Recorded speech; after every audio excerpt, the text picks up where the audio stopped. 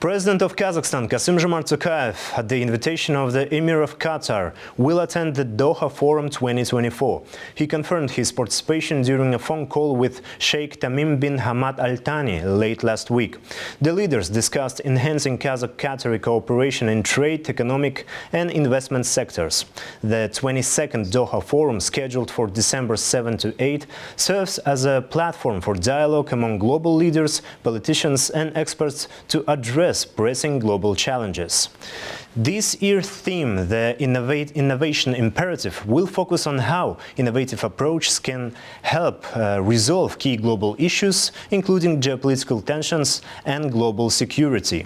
Joining us live from Egypt is one of the forum's speakers, Wael Al-Assad. He's a senior fellow at the Middle East Weapons of Mass Destruction Free Zone project, launched by the United Nations Institute for Disarmament Research. Mr. Al-Assad, thank you for taking the time to speak with us. Could you start by telling us more about the Doha Forum? Considering its agenda, what outcomes are you hoping to see from it? Well, the Doha Forum is one of the most important forums around the world. It brings, as you said, leaders from around the world to discuss issues. The theme this time is innovation and technology. And that's very important because the current status of the world is so complex and volatile these days that you need innovative solutions to deal with these issues.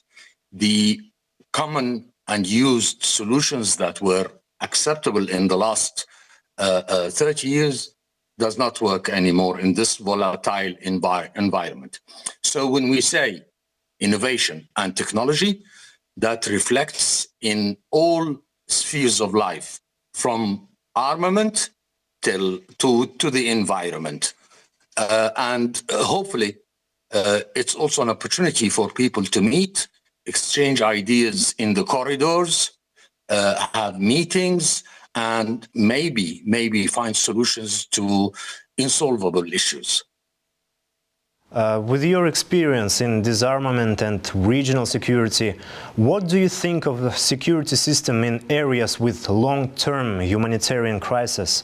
What improvements does it need for lasting peace? Well, in many areas where you have such volatile conflicts, there's no proper security systems. That's the problem. The security architecture in the Middle East, for instance, is non-existent. It depends on external interests, and it creates havoc in the region because we do not have a security architecture for the Middle East as a whole. But as the situation as severe as you said, what improvements does we need to take? Does the world leaders need to take to make the situation at least better? Well, if I may be candid, I think world leaders need to speak to the main powers that is controlling many of the elements of the conflict in the region. The problems we have is that many external powers have interests, and they tend to manage the conflict, not resolve it, because it serves their interests more.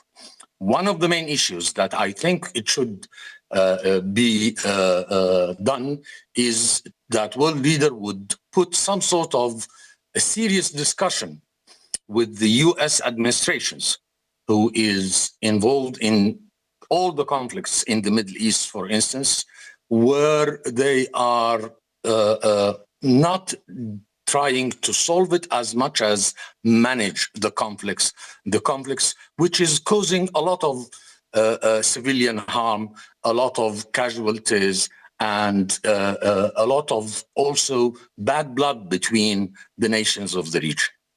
Yes, I see. And I have got one last question. You slightly mentioned it, but I think we can go more into details. The forum will host numerous high-ranking officials from various countries, including the President of Kazakhstan. In your opinion, what agreements or discussions might take place among these leaders behind the scenes at this forum? Of course, the situation in Gaza, the West Bank, and Lebanon is one of the things that leaders will do. And it has this conflict has gone beyond the military side or the political issue. It's a dire humanitarian situation with millions of displaced people, let alone the tens of thousands who died. So, if they discuss this issue, I think the humanitarian thing is to have more respect to international organizations dealing with the humanitarian issue, with international humanitarian law, and to talk about ending the conflict immediately. Then start talking about what's next. Because now a lot of people are putting conditions on ending the conflict and having a ceasefire. Thank you very much for your time and your expertise. It was Wael Al-Assad, the speaker at the Doha Forum and UN's expert in disarmament and regional security.